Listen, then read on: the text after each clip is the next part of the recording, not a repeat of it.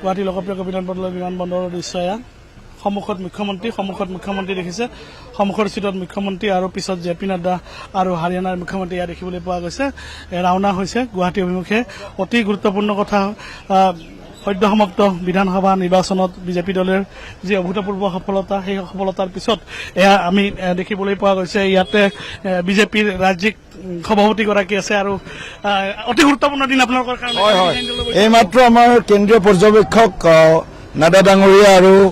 হাৰিয়ানাৰ মুখ্যমন্ত্ৰী চেনী ডাঙৰীয়া উপস্থিত হৈছে তেখেতসকলক আমি ইয়াত আগত স্বাগতম জনাইছো আৰু এতিয়া পোনে পোনে তেখেতসকল আমাৰ বশিষ্ঠস্থিত ৰাজ্যিক কাৰ্যালয়লৈ যাব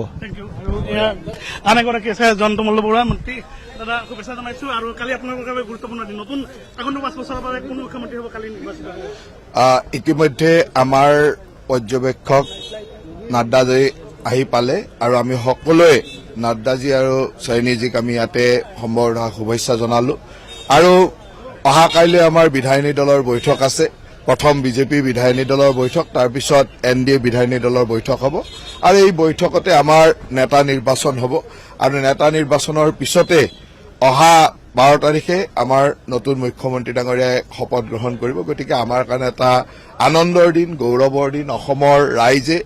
ভাৰতীয় জনতা পাৰ্টীৰ নেতৃত্বাধীন ৰাষ্ট্ৰীয় গণতান্ত্ৰিক মৰ্চাক ইমান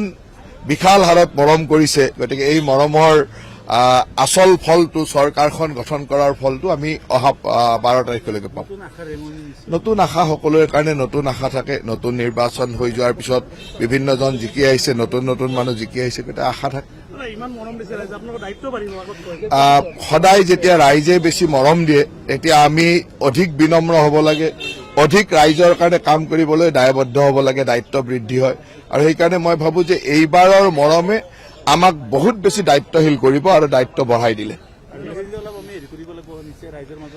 নিশ্চয়কৈ ৰাইজৰ যিমান মৰম বেছি দিছে মানে ৰাইজে আমাৰ পৰা বহুত কিবা কিবি বিচাৰিছে আশা কৰিছে আৰু সেই আশাবিলাক আমি পালন কৰিব লাগে